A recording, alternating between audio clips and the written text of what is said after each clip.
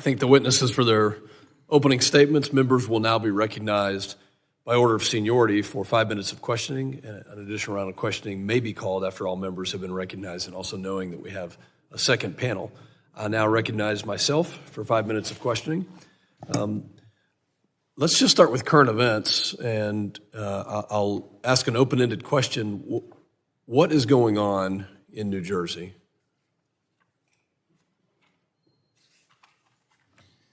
So, sir, the FBI and our Newark field office, along with the state and local partners there, the Bureau is actively investigating the situation you mentioned, just the unexplained sighting of drone activity over that part of New Jersey, including proximity to sensitive sites and areas of concern.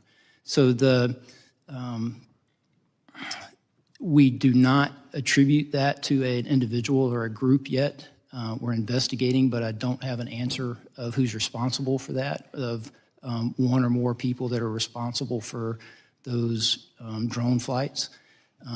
But we're actively investigating. What the Bureau has done to aid our state and local partners is what we generally do, enlist the help of the interagency, enlist the help of the public. There's a tip line there, that 1-800-CALL-FBI, tips.fbi, for information from the public that could help us resolve this.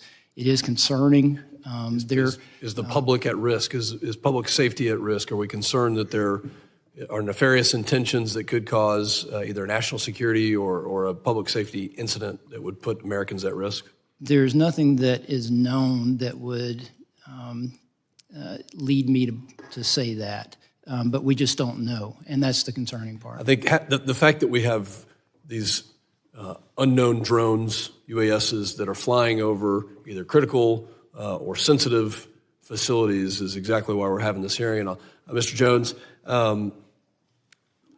actually for anybody on the panel, let me just say, we go back to last year, there were incidents, including Langley Air Force Base, where for over a week we had unknown drones flying over a very sensitive military installation with F-22s and other weapon systems on the ground.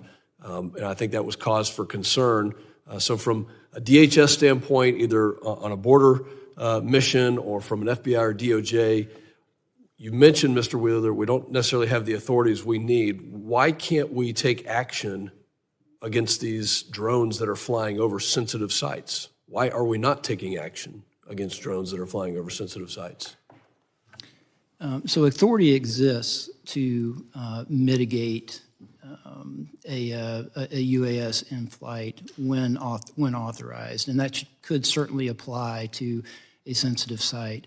I would be a little measured in speaking for the Department of Defense for those sites that are in question here, but I will say that we're, for the FBI, in a position, close liaison relationship with the Department of Defense and those areas that you mentioned, and will help in every way possible. But for securing those particular sites in this way, it is a DOD equity.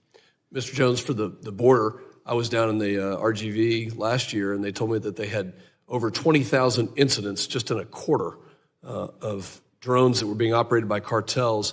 What's the danger along the southern border to our citizens, the safety of our citizens from drones? Well, thank you, Chairman. So you touched on the volume of activity within the 500 yards of our contiguous border, in the south and even on the north, is staggering. We have deployed detection technology. You mentioned 20,000. The significant threat is counter surveillance. They are surveilling law enforcement activities. They're doing this 24/7, 365. And historically, they've had to have high ground or terrain.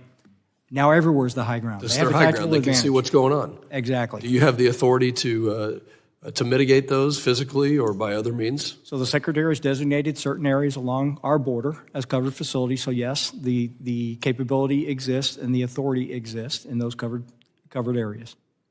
Have those types of mitigations taken place? Are we actively mitigating? We are actively mitigating, yes, sir. And how many, my time is expiring, but how many events are we experiencing per year along the southern border? So, for example, last year, if we look at 45,000 detections on the southwest, of those, 2,500 plus or minus actually made an incursion. So now we're talking about a very small subset. A lot of the surveillance is taking place outside of our jurisdiction in foreign airspace. That makes it particularly challenging for mitigation. I bet we'll get back to these. My time has expired, and I recognize the ranking member.